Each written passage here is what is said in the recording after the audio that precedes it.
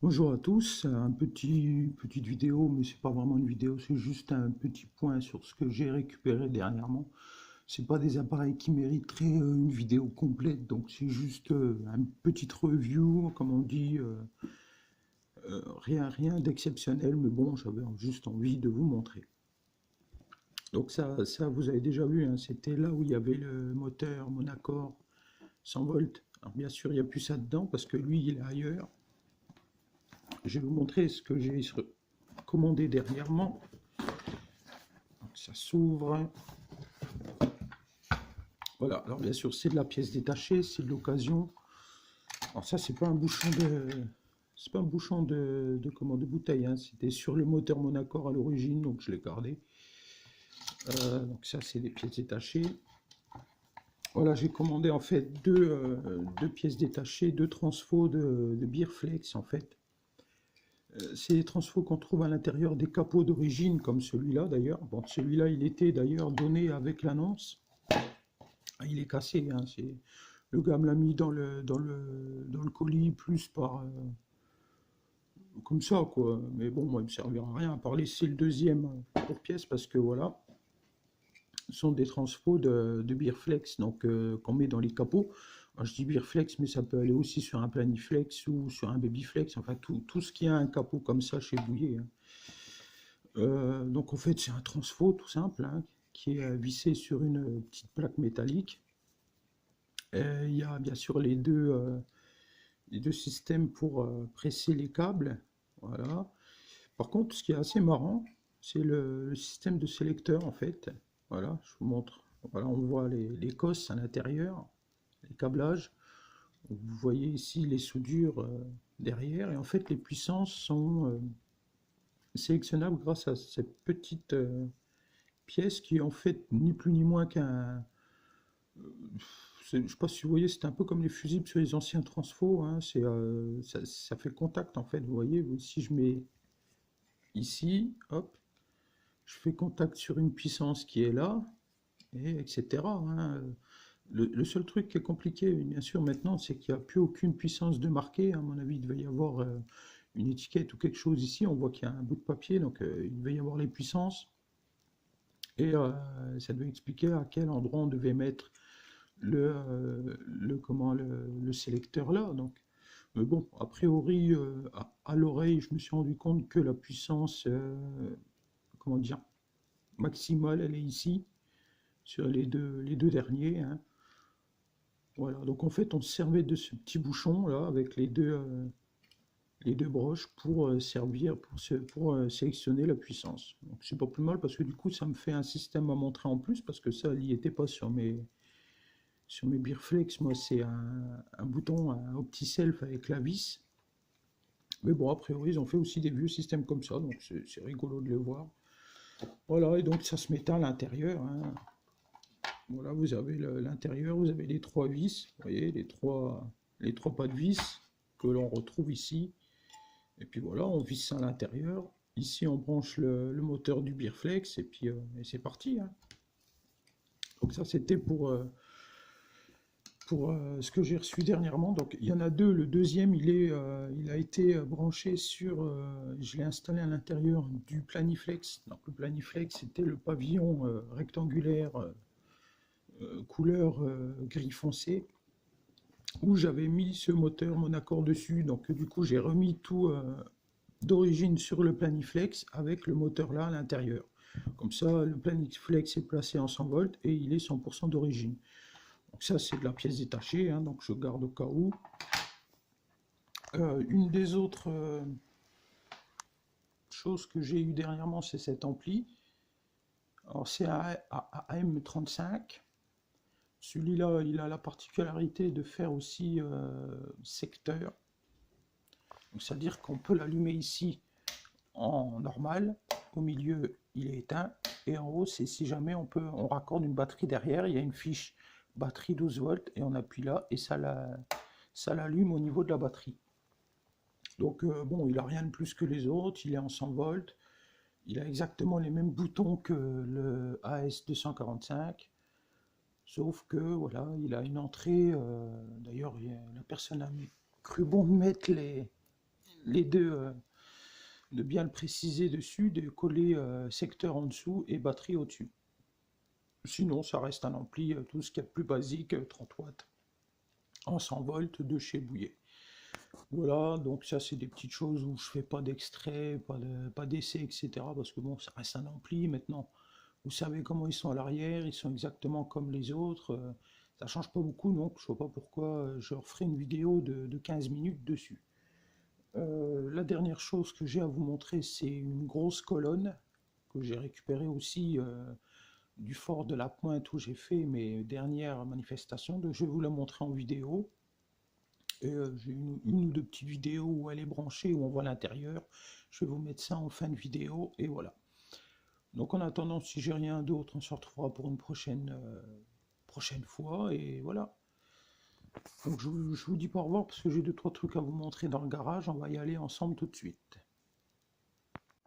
Donc voilà, par exemple, je vous montre là d'ici le Planiflex avec le nouveau moteur, enfin c'est-à-dire pas le nouveau moteur, le moteur c'est un moteur Beerflex normal, mais le capot remis normal, avec le transfo 100 volts que je vous ai montré en début de vidéo. Donc ce qui fait que maintenant il est redevenu 100% d'origine, hein, il a son capot normal et il fonctionne comme avant, sauf qu'il est en 100 volts. Parce que bon, celui-ci il était qu'en basse impédance. Voilà. Donc du coup le moteur, mon accord, eh ben, il est ici. Donc je l'ai mis sur un Beerflex en alu. Donc bon, je n'ai pas refait d'essai, mais bon, je sais qu'il fonctionne très bien, donc je ne vois pas pourquoi ça ne fonctionnerait pas. Et donc j'ai pour projet, bien sûr, d'en mettre un sur celui-là, hein, puisque bon, celui-là, il a toujours le moteur basse impédance, mais le projet sera de remettre celui-ci en 100 volts dans les mois qui viennent. Hein, c'est pas forcément utile tout de suite. Voilà. Dernier truc un petit peu intéressant à voir, c'est cette colonne-là. Je vais vous la montrer vite fait. Donc cette colonne, c'est une colonne de marque Giroux, fabricant. Donc c'est bien une colonne en 100 volts. Elle a un sélecteur de puissance qui est ici. Et au début, je ne savais pas ce que c'était que ce câble, ce bouton-là, mais en fait, vous verrez, il y a des photos. Parce qu'à l'intérieur, il y a comme un peu un, comment dire, un filtre. Si vous voulez, il y a trois condensateurs qui sont branchés l'un sur l'autre, et grâce à ce, qui sont raccordés sur ce sélecteur, hein. Et en fait, quand on tourne, on agit plus ou moins sur le son, donc c'est-à-dire un peu plus, je crois que ça enlève les basses en fait. Plus on tourne et moins il y a de basses en fait. Et ici, on a un sélecteur de puissance, tout ce qu'il y a de plus classique. Alors, il n'y a pas de puissance de marqué, mais il y a juste 1, 2, 3, 4. Donc, il va sans dire que je connaissais pas du tout cette marque. Alors, le connecteur, ce sont des boutons à ressort, là, comme on voyait sur les anciens Tifi. Et en fait, je vais vous montrer une photo, mais à l'intérieur, nous avons 4, 1, 2, 3, 4 haut-parleurs de style Audax. Hein. D'ailleurs, je pense que ce sont des Audax. Je vous ai mis des photos, mais enfin, vous verrez, ce qui est assez marrant, c'est qu'ils sont vissés sur un espèce de patron, si vous voulez, qui permet qui fait qu'ils ne sont pas devant. Ils sont orientés chacun d'une façon. Celui-là part par là, celui-là part par là. Enfin, vous verrez, il y a une photo, je vais vous montrer tout ça. Et voilà, mais bon, j'avais pas forcément besoin, je trouvais pas vraiment intéressant de faire encore une vidéo sur une colonne basique, hein, parce que les colonnes, ça reste basique. Et à part le truc qu'elle a un peu plus, qu'elle a le plus, celle-là, c'est le petit sélecteur ici qui agit sur le son, comme une sorte de petit filtre, voilà. Mais bon, à part ça, il n'y avait pas grand-chose de plus à dire là-dessus. Voilà, donc c'est pour les 2-3 nouveautés que j'ai reçues, mais qui ne méritaient pas vraiment une vidéo complète. J'estimais que c'était plus comme ça à montrer vite fait, que de parler dessus pendant 20 minutes. Parler sur une colonne de 20 minutes sur cette colonne-là, il n'y a pas grand-chose à dire, hein, à part qu'elle est en 100 volts. Ce qui est assez marrant, c'est qu'elle fait un peu, je ne sais pas si vous voyez, il y a un revêtement sur le bois qui fait très pierre, quoi, parce que bon, elles venaient d'une église, donc on va dire qu'elles se fondaient un peu plus dans le décor, mais voilà. Après, il n'y a pas grand-chose à rajouter là-dessus. Voilà, donc sinon, bon, bah, pour le reste, là, on a les amplis sonos. Voilà, après, on n'a pas grand-chose de plus à donner. Là, un petit coucou sur les Philips, voilà, sur tout le matos qui est ici, mais bon. Ah, et j'avais ça aussi, bon, je sais pas si c'est pareil, je sais pas si je vous ferai une vidéo là-dessus un coup, mais bon, c'est un petit retour de scène Montarbo, j'ai récupéré aussi il y a pas longtemps, donc qui fonctionne très bien. Il y a un gros HP 30 cm en bicone à l'intérieur, c'est très sympa. Voilà, bon allez, je vous laisse et puis on se reverra pour une prochaine vidéo.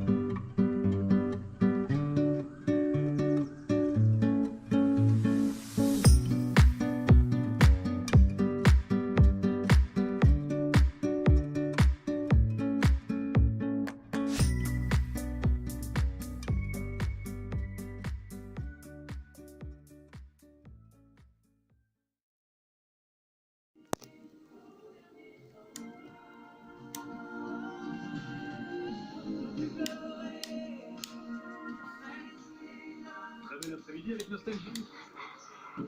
Vos plus grandes chansons qui continuent. Olivier Louis avec vous en cette fin de journée de lundi férié.